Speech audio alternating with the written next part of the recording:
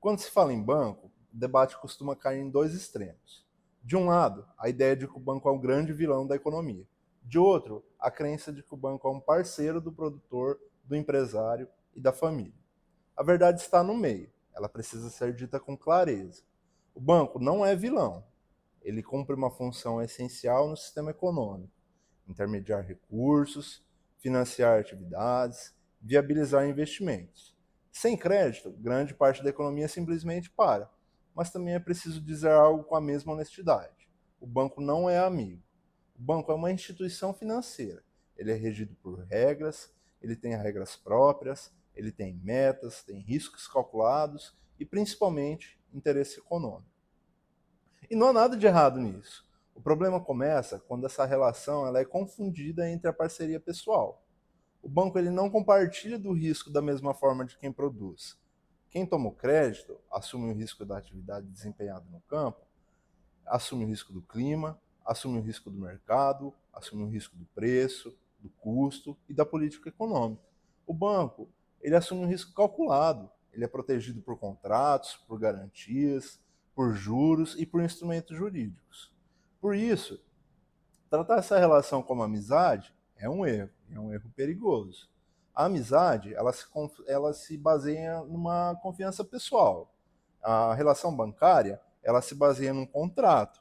E o contrato, ele precisa ser lido, precisa ser compreendido, negociado e, sempre que possível, acompanhado tecnicamente por um profissional devidamente qualificado. Um dos maiores problemas jurídicos enfrentados hoje é essa assimetria da informação. Quem domina o sistema financeiro entende as cláusulas, os índices, as garantias e as consequências. Quem está na ponta produtiva muitas vezes entende do negócio, só que só da porteira para dentro. Muitas vezes ele não domina aquela engenharia jurídica e financeira que existe por trás do crédito. Isso não é culpa individual, é uma falha estrutural do sistema e daquilo que é falado de maneira equivocada, sem um amparo legal. Também temos que analisar a questão da figura do gerente da instituição financeira, aquele que libera o crédito e que, por muitas vezes, possui uma relação íntima com o produtor. Cuidado! Essa relação ela pode ser verdadeira de um lado, mas pode e provavelmente está eivada de interesses financeiros daquele funcionário que precisa bater as metas e obter os lucros com os empréstimos concedidos aos seus clientes. Você, produtor, precisa acreditar que se houver uma perda de safra, seja por qualquer motivo, por pragas, por excesso de chuva, seca prolongada, ou por qualquer motivo, outro motivo, o seu amigo, que é o gerente, ele terá compaixão pela amizade que vocês possuem, ou simplesmente vai renegociar os seus contratos com juros extremos, altos, como um crédito bancário comum, conforme as regras internas da instituição financeira onde ele trabalha, onde ele é empregado, ao invés de aplicar o disposto em lei e renegociar as dívidas que vocês possuem aos mesmos juros pactuados nos contratos de crédito rural originários. Outro ponto debatido é que o banco não decide com emoção, ele decide com planilha. E se a operação deixa de ser interessante, a postura vai mudar, independentemente da história, da relação ou do tempo de casa que o produtor tiver dentro daquela instituição financeira. Isso não torna o banco mau, ele torna o banco previsível. E previsibilidade é algo bom, algo positivo e desde que seja compreendido.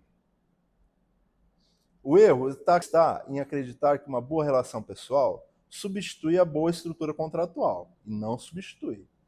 Quem entra em operação de crédito sem entender o custo real do dinheiro, as consequências do inadimplemento, as garantias envolvidas e as possibilidades de renegociação, entra em total desvantagem. Por outro lado, quando essa relação ela é tratada com maturidade, o crédito ele pode ser uma ferramenta muito poderosa de crescimento, não uma armadilha. O caminho saudável é simples, embora não seja fácil. A clareza, o planejamento, a educação financeira e a orientação jurídica especializada antes do problema surgir. O banco ele não precisa ser combatido, nem idolatrado. Ele precisa ser compreendido. E quando isso acontece, o produtor, o empresário e a família deixam de reagir e passam a decidir. Este canal existe para trazer este tipo de verdade, sem demonizar, sem romantizar e sem discurso pronto. Porque a realidade não funciona na base da emoção, funciona na base da informação. E se você quer entender o sistema como ele é, não como vendem, sejam bem-vindos ao Verdades em Campo.